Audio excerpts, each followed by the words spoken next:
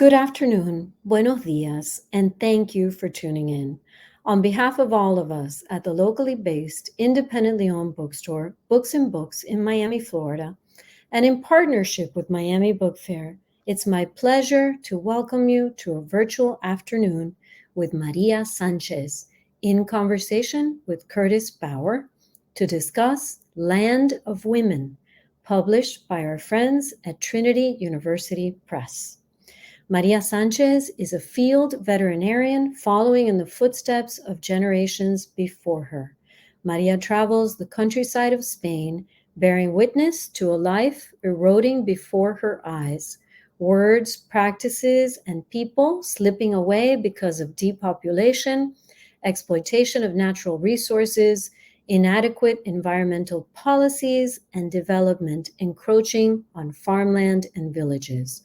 Part memoir, part feminist manifesto, the essays in Land of Women call us to re-examine how we view women and rural life. To moderate this afternoon's conversation, we're joined by Curtis Bauer, the author of 3 poetry collections, most recently American Selfie. He is the translator of Land of Women and has translated poetry and prose from Spanish for Luis Muñoz and other authors. His translation of Jeanette Clarion's Image of Absence won the International Latino Book Award for Best Nonfiction Book, translated from Spanish to English. Just a quick reminder that throughout this afternoon's broadcast, you can post questions below in the Ask a Question feature at the bottom of the screen. And please remember to order your copy of Land of Women from Books and Books and support independent bookstores. And now, without further ado, I'd like to welcome our guests to the virtual stage. Hello. Hola, buenas tardes. Hola. Well, I'm going to just start off a little bit and on behalf of Maria, both of us would like to extend our deepest gratitude to all of you for joining us. And like any conversation, it's always more interesting and invigorating if there's participation from more than just 2 people.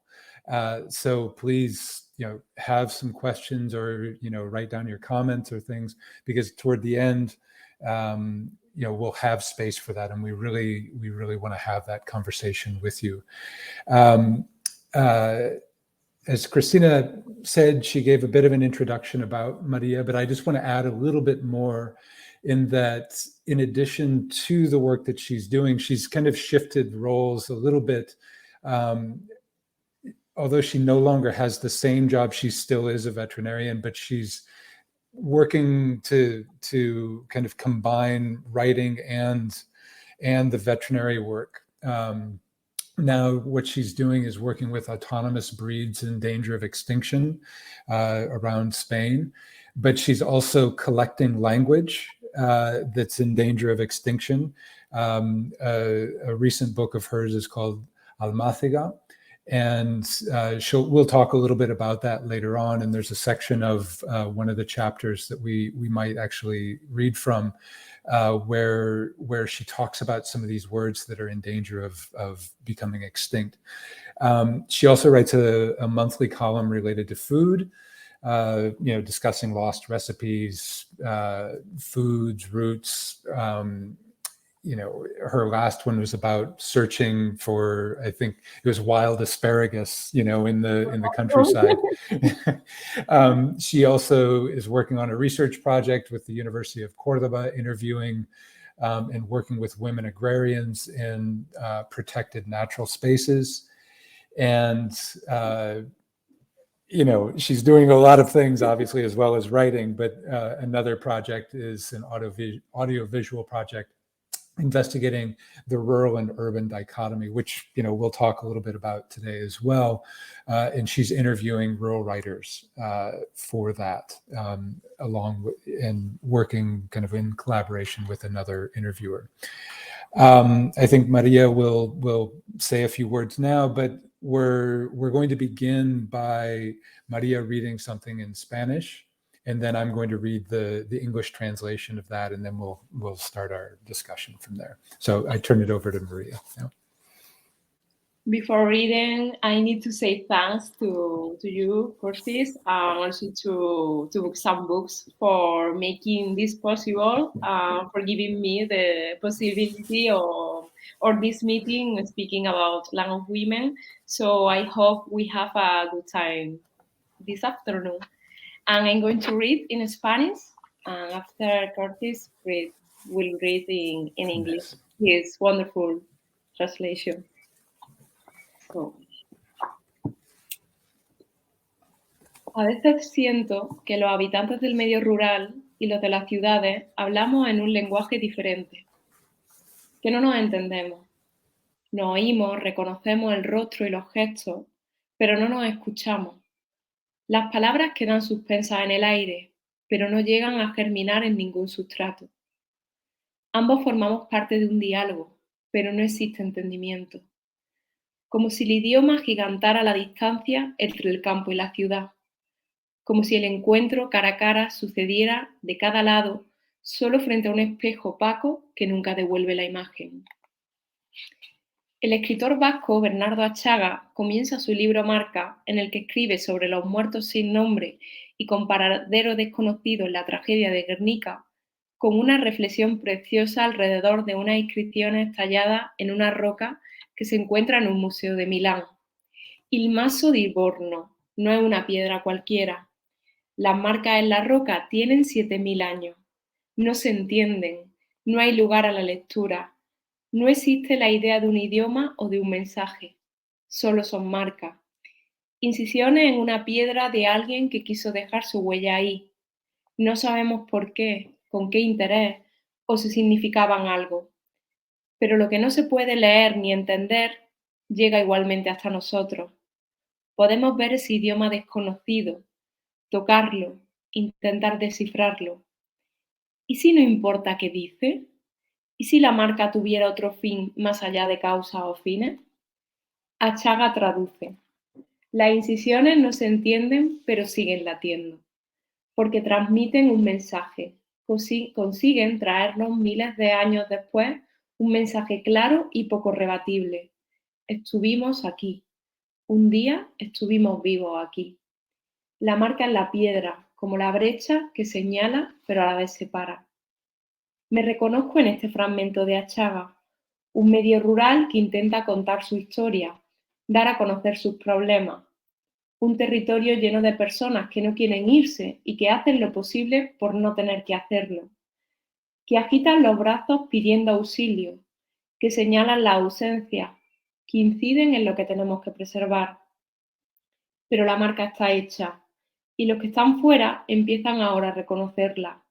Hablan sobre despoblación, falta de recursos y servicios, cambio climático, naturaleza, conservación, pero no terminan de encontrar la lengua exacta para no quedarse solo en los conceptos, para ir más allá de titulares que no terminan de contar y de enseñar el verdadero rostro de nuestro medio rural y sus habitantes. ¿Y si necesitamos un nuevo lenguaje para tender puentes entre el campo y la ciudad? ¿Y si entre todos tenemos que volver a orar? Great. I'll also add, just as an aside, that Maria is in Galicia, which is in the northwest part of Spain, in a rural area. So she might have a little bit of a disconnect with her internet. Whereas I'm in Madrid, the center of Spain, where internet is supposed to be great, but it also, might not work. So, this is from the 5th chapter in the first section. The chapter is titled "For a Living Rural Community." Sometimes I feel as if rural people and city dwellers speak a different language, that we don't understand each other. That we don't understand each other. We hear each other. We recognize each other's faces and gestures, but we don't listen to each other. Words remain suspended in the air, but they don't germinate in any substrate. We're both part of a dialogue, but we don't understand each other. As if language widened the distance between the countryside and the city, as if the face-to-face encounter occurred on each side, only in front of an opaque mirror that never shows a reflection. The Basque writer Bernardo Achaga begins his book Marks, in which he writes about the unnamed and unaccounted for dead in the Guernica tragedy, with a beautiful reflection about some inscriptions carved into a rock in a museum in Milan. Il Masso de Bormo isn't just any stone. The marks on the rock are 7,000 years old. They're unintelligible. There's no way to read them. The idea of a language or a message doesn't exist. They're just marks. Incisions in a stone by someone who wanted to leave a mark there. We don't know why, with what intent, or if they meant anything. But what can't be read or understood reaches us all the same. We can see that unknown language, touch it, try to decipher it. What if it doesn't matter what it says? What if the mark had another purpose beyond causes or intentions?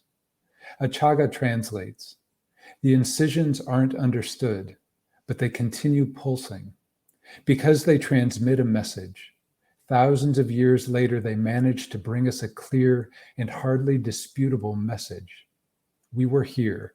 One day we were alive here. The mark on the stone, like the opening that indicates, but at the same time separates. I recognize myself in Achaga's fragment, a rural community that attempts to tell its story, to make its problems known, a territory full of people who don't want to leave and do everything possible so they don't have to, who wave their arms for help, who point out the absences, who have an impact on what we have to preserve. But the mark has been made, and those on the outside are now beginning to acknowledge it.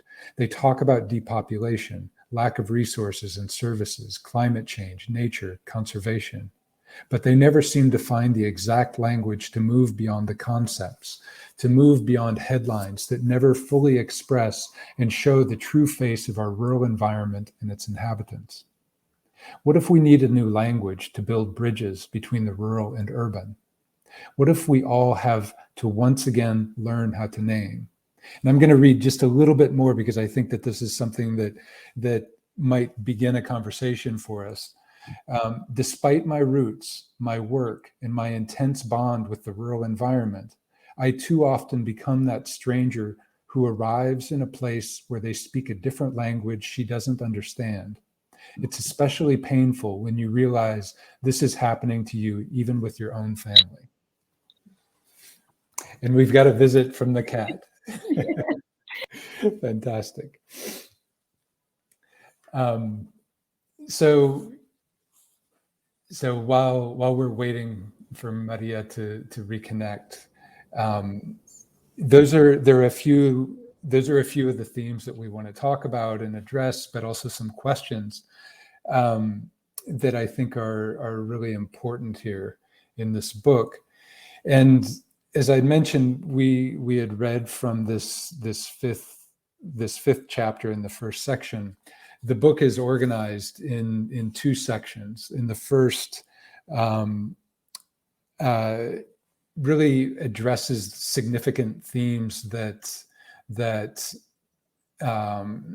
are, I think, necessary or kind of come around to being discussed, but more anecdotally in the second section. And in that second section, Maria considers the lives of three significant women in her life and their respective spaces or particular trees.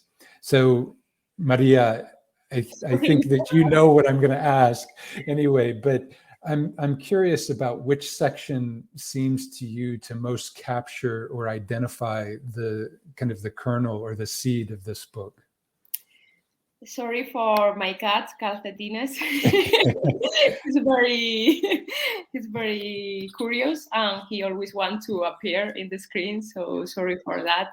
And to me, it's very hard to answer that question, because I think that there is not a favorite part of the book, and it's also there is no a central seat in it, because I feel that Land of Women is full of roots, stories, flashes, and the stories of the women of my family. Maybe I think that some parts are more special to me, but I understand that others may be more important or emotional for other people that are going to read the book. It's very special to me because the greatest gift this book has brought to me are all those people who have come up to me and say, this book could have been written by me, or you have told my life story. This is so important because there are anonymous people from rural areas, from little villages, that they are like the star of a book. They saw the book, they read, oh, I'm here, I'm important, my voice is important. They feel that they are also, they have to be listened. They also can speak and tell their own stories.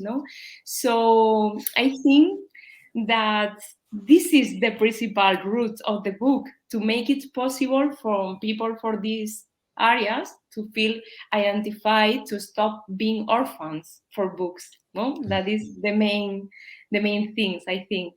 And also I think that is an intention, to create a kind of substratum of land where the culture and heritage of our people from rural areas and the land, the territories, is finally recognized, where our stories deserve to be shared and heard. That makes me think of, how, I'm thinking of the seed that set something off, but what you're talking about with the substrate, with the soil, you're identifying this soil where different seeds grow. And you just said, my voice, like someone has said, my voice is important. And much of this book discusses that voice that isn't heard, right?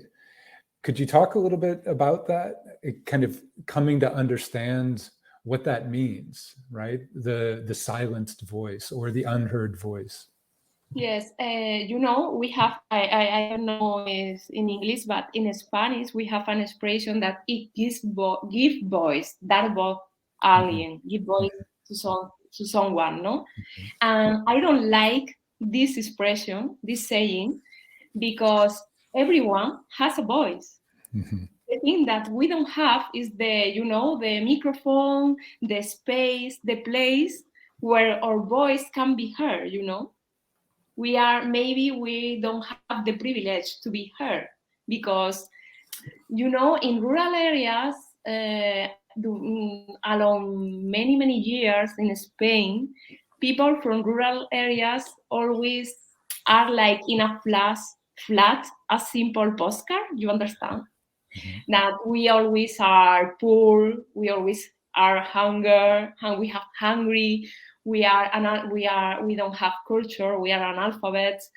There are a lot of death, betrayal, anger, and to me it's very sad because it's not our day-to-day life. We are very plural.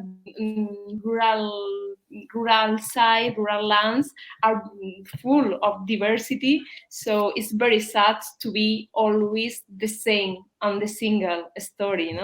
I always speak with two examples about about how people write about rural areas in Spain. That is my case. But also I think that you can put this example in another part of the planet, because at the end, in general, the story, it has been always written by a man, white man, occidental white men, and with money and with a high class, social high class, no?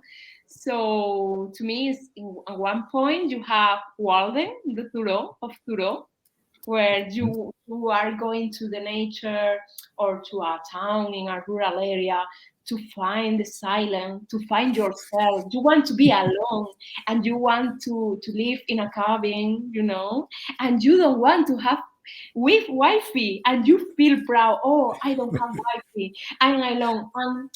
This is very, I don't know how to say. It's very. I feel very angry with this story that in a lot of cases are written by men. Because, you know, maybe you are in a cabin in a mountain, and in that mountain there is a shepherd or a farmer that have goats or sheep, and she may or he may cheese, and this person needs Wi-Fi internet to sell their cheeses, you know. Yeah, and it's very, you know, it's also, it shows the facility that men have to write, to say, I'm going to leave everything, I'm going to write alone in a cabin. Maybe me as a woman, I ask myself first, I have to take care of my grandparents, my fathers. I have to work because I have to pay my bills, you know. So this is one point of the story.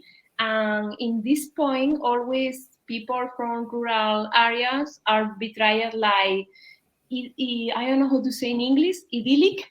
Idyllic. You know, it's happiness, loneliness. They are, you know, the silence of the nature, of the power of the nature. No? And in the other side, you have this famous book of Miguel Delibes, Los Santos Inocentes. It's a story of poor people, death, tyranny, and it's very sad. And here in Spain, a lot of time in press and in the media, when you are speaking about rural areas, people use frames and pictures from this book that later become a film, you know? So it's very sad because it's like we can't be another thing than this, you know? Of you are a shepherd, that you are sleeping, meanwhile your sheep are grazing. Or you are a poor man with the dirty clothes, with hungry, that you don't know read. So to me, it was fundamental to break this only narrative about rural people. And also, I mean, you mentioned in the book where, in addition to mostly white men with power writing, where are they writing from? They're writing from urban spaces, right? So the story, the rural story, or the rural narratives are not only written by men, but men who aren't in the rural community or part of it, partaking in it, right? And when they do write about it, it's a skewed perspective. And then there's a whole group that is completely left out. And how you address that, the wife of, the daughter of, the sister of, or the granddaughter of, they're never the individual, the woman individual, right? So, I mean, I think that that's also something that the readers are going to encounter here. But I want to shift the conversation to this kind of, I guess maybe you could tell us or talk a little bit about an event or a series of events or something that kind of set you off to say, I need to write this book, right? I mean, the questions that, kind of at the end of what I read, despite my roots, my work, and my intense bond with the rural environment, I too often become that stranger, right? In my own community, Totally. right? So could you talk a little bit about that? Yes, I think that maybe it's a painful answer, because I think it's very important to share with you that I had to become a writer. My books have to be published and successful for my family to start sharing our stories. It's very sad, but it is true. It took recognition and success to get to know my roots, my own roots, the stories of the women, of also men in my family. For example, the story that appears in Land of Women about my great-great-grandma, Pepa, and the Alcornoque. I don't know if I'm going to say right, cork oak is correct, no? Yeah. My father told me this story because he saw that Cuaderno de Campo, my poetry book, my first book, was successful and was constantly being sold and written about. So a lot of time I'm asking myself, how many stories I have been late for, you know? How many things do we not know about because they have not been given the first unnecessary value and recognition? So a lot of time I wondering myself if I haven't been a writer, what happened with these stories? They were completely missing, you know, they were lost. Before you speak about men, I'm always thinking in my mother, you know, my mother, she have to left the school with 12 years old. She was a child. And sometimes I ask myself, if my mother could continue study, maybe the first writer in my family will be, she will be the first writer, you know, not me. Right. It's also exercise of a fair exercise, no, or showing this the difference between my mother and me, because machismo, inequality, the dictatorship that she was born and she grew up. Spain was a dictatorship, have a dictatorship. So to me, it's very. I have to. It's like a. It's like I don't know to say. It's like se lo debo a ellas. You know. It's I like owe them. I owe it to them. totally. Yeah. It's like my grandma and my mom, my mother, they don't write, but I do. So I have to write to tell their stories, to bring the life of their lives, you know. I think Christina is maybe about to come back in, but I mean, I've got a few more questions, but just that idea of how many stories have I been late for, right? And you know, when Christina introduced you, she mentioned, you know, this is a feminist manifesto. It's a personal story talking about your life as a veterinarian and a woman who grew up in the country. But at the same time, it seems to me a call to action, right? To say, Totally. all right, you know, this is what I've discovered, and it's not too late to start asking questions to your family. Start asking not just, you know, to the family, but to the women in your family, right? And to think of, you know, that one instance where your father is at that cork oak and he starts to tell you this story. You discover this woman who's in a significant part of this book. And had you not stumbled across that tree, that may not have come out, right? So it's not just asking a question, but it's spending time and Totally. having a conversation, right? I think that at first is changing the way of looking at, of repairing everything that is close to, in my case, to me, and that's around me. And you know, with the book, a lot of people through social media, meeting with readers, they told me, I read your book and I discovered that my grandmother was the first woman in the city that could drive, you know. Sometimes they say, if I didn't read in your book, I never know that, no? So it's very important to speak about this. First, you need to know that your story and your life is important, because if you don't feel that, you don't want to share and celebrate.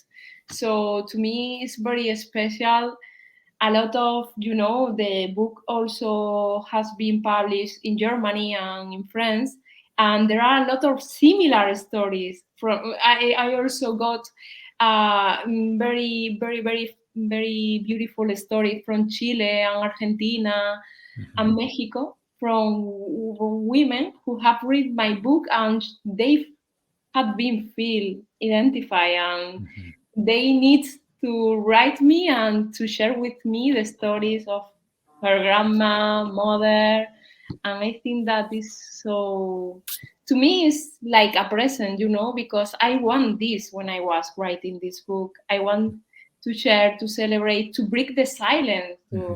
We don't have to be in the city. We have to feel proud of our roots. It's not about idealizing. I don't know if I say correct. The villages of the past. No, I think that it's very, very important to know where we come from in order to build, imagine, and think about new future. I think it's very, very necessary in these times of uncertainty, climate change, and pandemics. Exactly. I've got like 1,000 questions going, ideas going in my head right now, but just, to think of,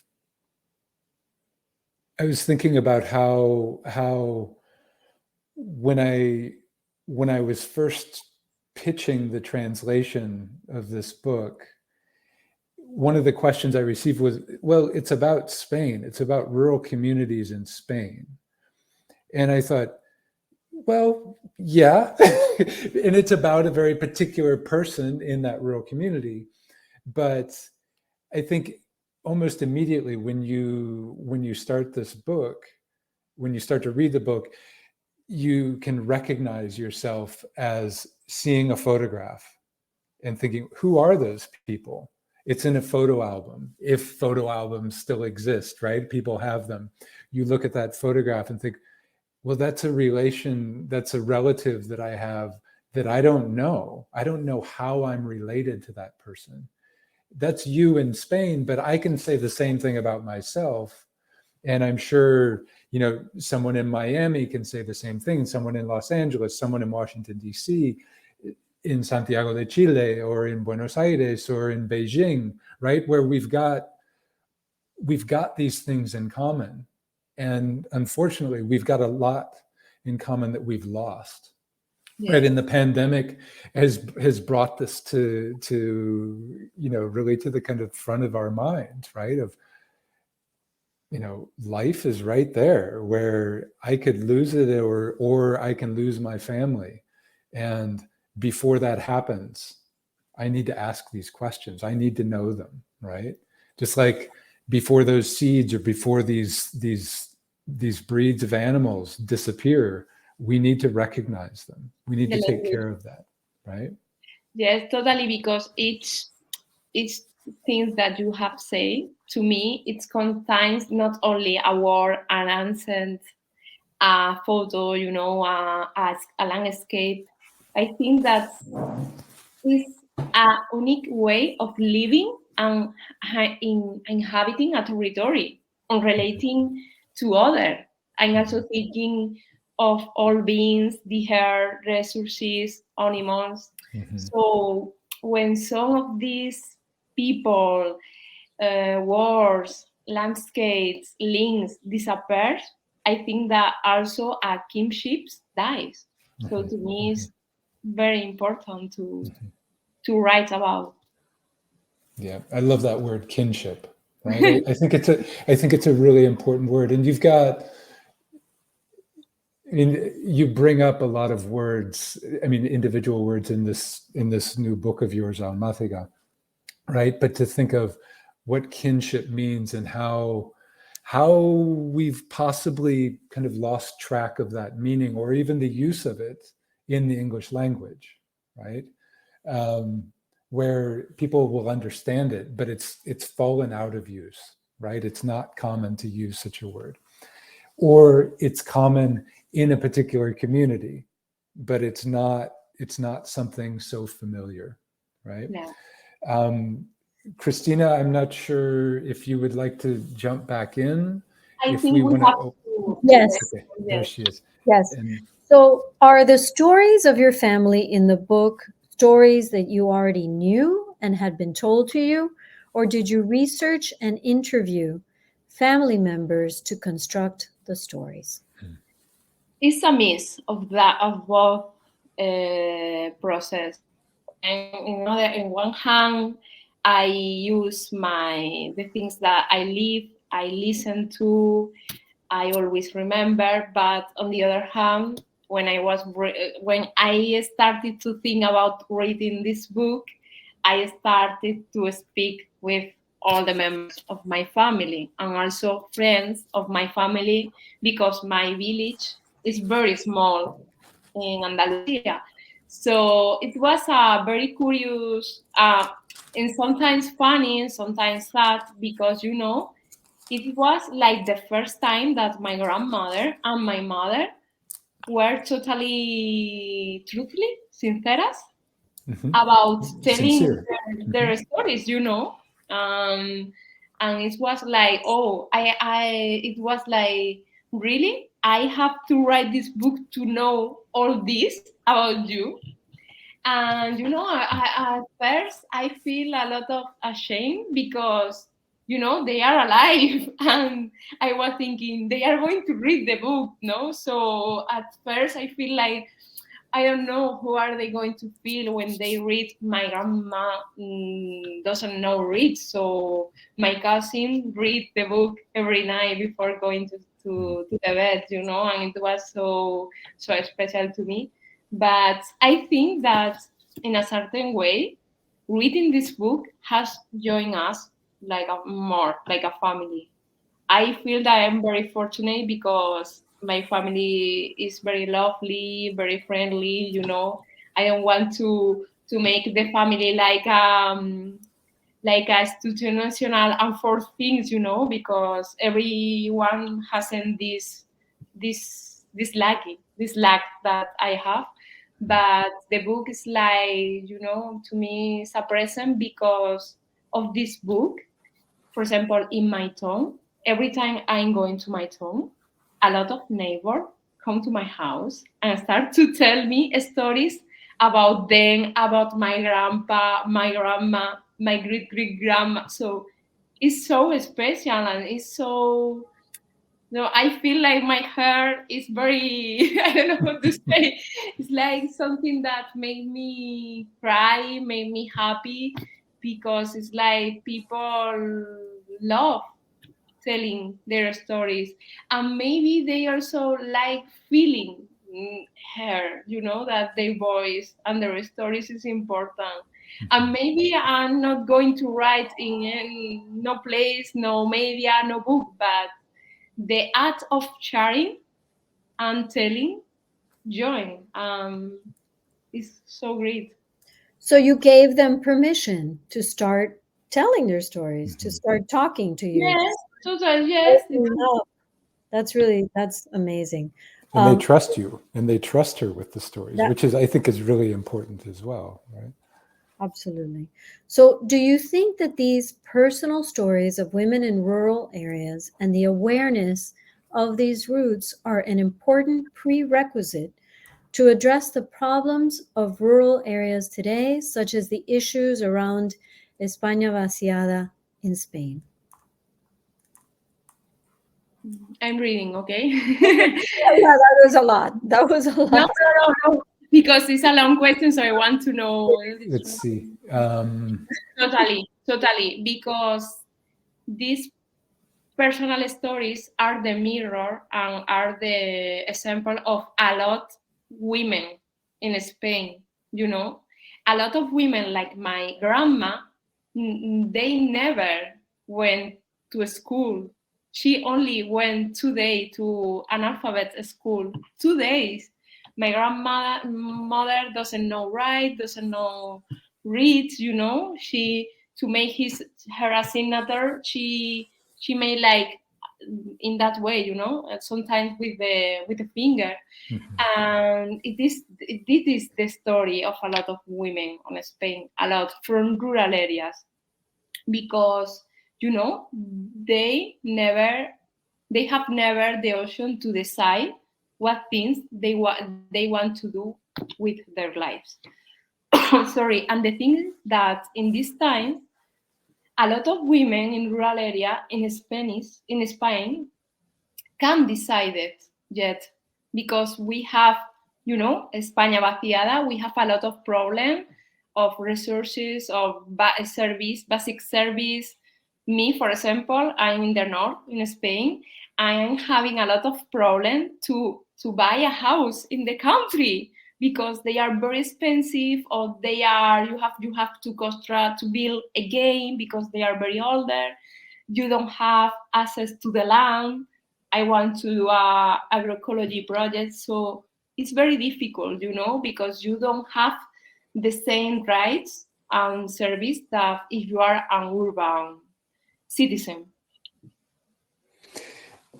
I would just add to the person who asked the question that we might even turn it around and think about not just the emptied Spain, but the emptied United States rural communities, because it's happening, as you say, globally. It's happening around the world, but in the United States, where the opportunities aren't necessarily in the country or in the rural communities, they're more in the cities, in the urban centers. And it's expensive to be a farmer. It's expensive to buy land and develop it, or, to do something small scale when you're competing with, mega farms. In the system we are living in, it's impossible to do things right. Mm-hmm. And this must be the model we have to defend, because we are we have climate change, pandemics they are going to be more pandemics because we are losing biodiversity. Mm-hmm. So to me, it's very hard, because I also work with the administration, and I also work with people that are small farmers, and their foods are organic, bio, healthy, and it's very hard to realize that this food system, the global system don't want it, Yeah. This another conversation. Yeah. A few more hours, right? So why did you choose that title, Land of Women?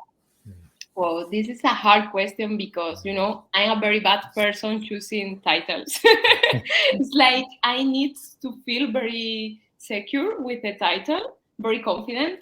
And with this book, I have a lot of options. I didn't feel confident. And speaking with my publisher and my dad, because, my dad is always reading the things that I write, and he always speaks with total freedom about what he thinks. And I like it a lot, because he's not, he's not a writer, he's not an expert on literature, on culture. So speaking, I have clear that I want the word land and women. So I did a lot of possible of title, and finally Land of Women won, because we all, maybe when we are thinking about the land, about a farm, about a countryside, maybe the first picture that comes to us is a man with a ghost, a man with a ghost, a man with a garden, with a vegetable patch, working the land, a very rough man, very strong. So I decided to broke this picture and say Land of Women, It's a great title. Yeah, it's a great title. It's a beautiful cover too. Yeah. Yes, and the story of the photo to me is very important, because this girl, I could be this girl, because I had this childhood with the goats. My family had a flock of goats, and we made cheese. But this photo is from a very good photograph, from Catalonia. Because of civil war, he have to exile to France. So the photo is his daughter, in France in exile because of the civil war. So for me, it was very important. And when the publishing house wrote the family of the photo, I don't know how to say, los herederos, los que tienen los derechos, the rights holders, yeah. the right owners, they were very happy because they felt that the work of his father and his grandfather hadn't been recognized like the world deserved, So to me, it's again, taking for the darkness, these kind of things. So I feel very recognized when I saw the photo. I feel in love. So it was a very good news when the right owners say, yes, we want the photo to the cover. Fantastic. Congratulations. So your image disappeared for me. Maybe you'd like to reconnect for a second if you can, Maria. And then there's a question for Curtis about, there you go, there you are, about the translation of the book. Can you tell us what it was like to work on the translation?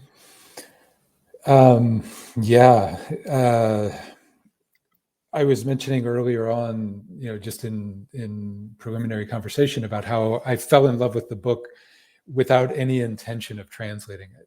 I read it under recommendation of a friend, and then just thought, oh, I have to, this should be translated, but I was working on some other projects.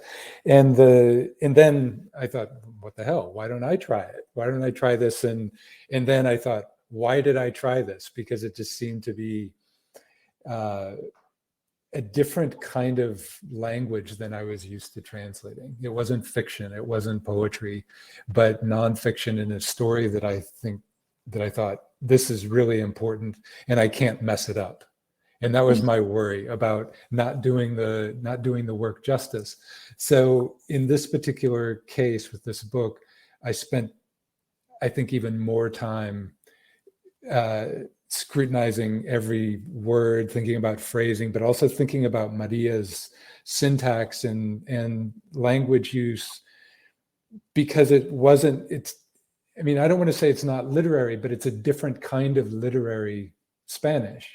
It's one that I realized this is a kind of language that I grew up with in a rural community in Iowa. I grew up on a farm in Iowa, and how farmers I grew up with would speak, the syntax that they would use and words that they would use that weren't so common, right, in everyday English, outside of that community, because maybe they were influenced by German or Welsh or wherever else.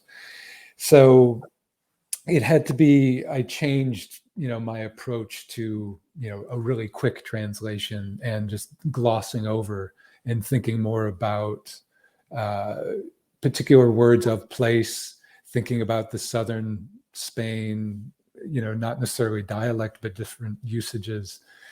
And then a feminist voice, right? Thinking about how, as Maria was saying, when we think of a rural community, who is the one working in a field? We think of a man. When we think of, and so it would be really easy for me to just translate farmer and just put farmer down, or lawyer or sociologist, when Maria talks about that, as just gender neutral. But Maria's language isn't gender neutral. She's talking about women agrarians, women ranchers, women sociologists, women lawyers, women doctors. So that again is something that I couldn't generalize, that I had to be really careful about how I worked that. Well, you obviously really did it beautifully. I mean, thank beautiful. you. Thank you. And it's amazing, how you illuminate, and the fact that this work so intimately, it's made for such a remarkable conversation. But that little tidbit that you both read, I mean, just beautiful. And I, you know, I had noticed that you said marca or something, but it wasn't a marca, it was pronounced differently. So I'm sure it was quite challenging to do And I that. was lucky, I'm so lucky that Maria would give me her time. You know, I could write her and say, what is this word? How is this working? And I always thought, oh, I don't want to bother her. I don't want to ask another question. And she would say, ask me whatever you want. I don't, and you know, is when I was introducing her, it's not like she has a lot of free time, right? She's busy. So here I am, this translator saying, could you talk about what I think that's a shed, but maybe it's not, you know, this word. We went back and forth about that. How long did it take you? How long did it take? The whole process. When did I start this? I think I started it in 2019. And I, you know, so I spent, I mean, I can't say that I spent all of my time working on it, but it was in my head, you know, for a couple of years, which isn't usually what I do when I'm And you're both poets, so I'm sure you enjoyed that whole process, finding the right word, right? Oh my gosh. Well, congratulations. Congratulations.